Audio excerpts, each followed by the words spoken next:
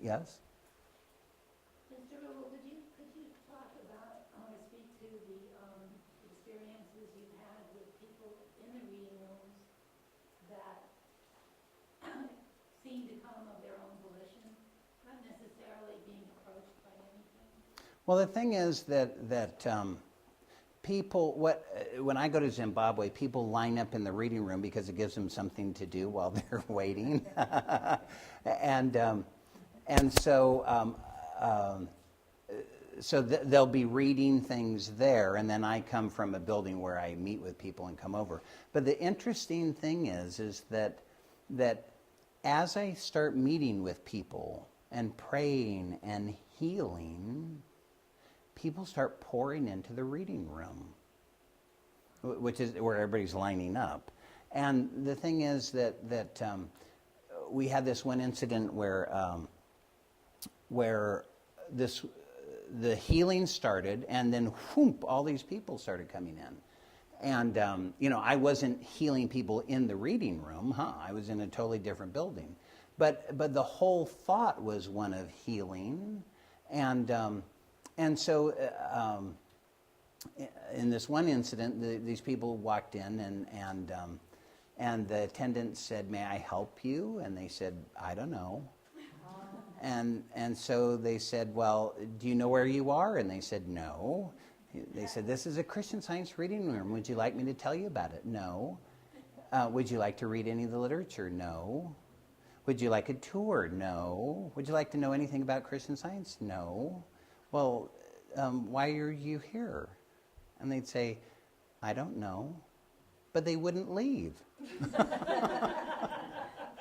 And so it happened so often that finally the attendants started saying, oh, you're here because of Mr. Rubel. And they'd say, I don't know what you're talking about. And so then I would come from, the building where I would meet with people, and I'd come back to get someone else, and they go, "That Whitey? I don't need to talk to him." But they'd stay in line. And then it would come their turn, and the librarian would say, "Well, do you or don't you want to talk to him?" They go, "No, I absolutely don't want to." "Oh, okay, I will." And they'd come in. And this one woman who was very, very antagonistic, and I could tell that I should not say pretty much anything. I just needed to pray. And so she came in and she said that she was having tremendous trouble because her husband had left her. She had to pay all these bills for the schooling for her children. She had no money. And so every night she was praying by screaming and crying at the top of her lungs all night long, collecting tears in bowls. And the thing is, she said, "It's not working." And so I didn't say anything. And so she said, "Don't tell me anything from your perspective because I already know the Bible." So I said, "Well, we both know that Jesus talked about going into the closet and shutting the door and praying." She said, "I already know that." So I said, "Well, here's this book called Science and Health, and it has a place where it talks directly about that. I thought you might like to look at it." She looks up and she says, "Oh my God." She said, "I've been praying completely wrong, haven't I?" I looked at her. She said, "I'm trying to convince God to help me, and I realize I need to realize He is helping me and see that and acknowledge that and thank Him instead of insisting that He's not helping me." And I said, "That sounds good to me."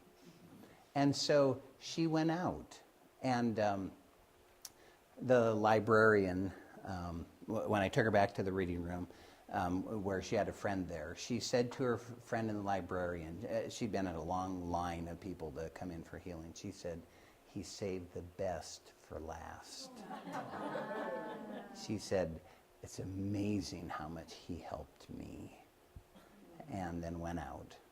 And so each one of us can do that and do that in our lives, letting our light shine, loving, encouraging, supporting, noticing people that need help or need encouragement or need, to just have a hug or a squeeze of a hand or a kind word. All of that is Christianly scientific. And so much of that leads to healing, and we shouldn't be afraid to ask someone, is it okay if I think some warm, loving, prayerful thoughts about you? Most people don't say no to that. But the thing is that we're not trying to attract people in a human way. We're not trying to, it's like Mrs. Eddy talked about, she asked the members of her household, how does a Christian Scientist control the weather?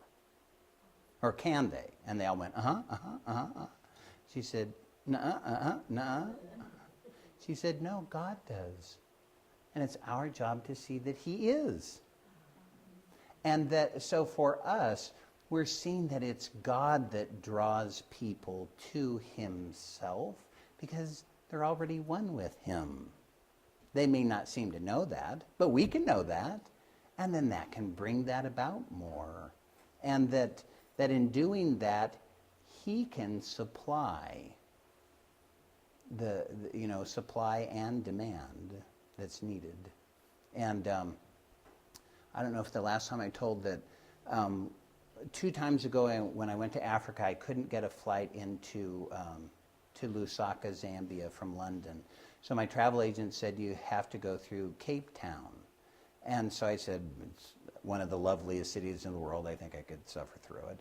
And so then the travel agent called back and said, you can't get out for a week.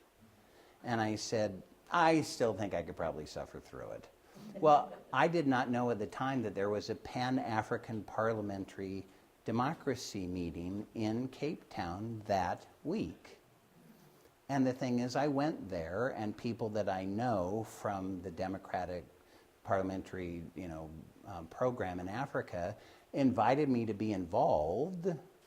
That I was healing people all week, and then months after I came back to the United States, that I got a call from the wife of one of the parliamentary heads, who said that her husband had been diagnosed with a terminal disease, and that they had met me and found out that I healed people through Christian Science while we were in Cape Town. And they said, God must have put you there for us. Because if he doesn't have this healing, he has to quit the government and quit the parliamentary work in all of Africa, which would be a horrible blow.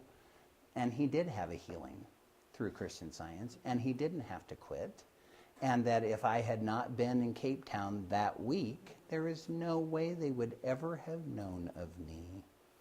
And so that's God meeting the needs of his children. And each one of us is the manifestation of that divine love, meeting every human need. And so if we're receptive, if we're seeking to help others, God will guide us to others and guide others to us. Thank you.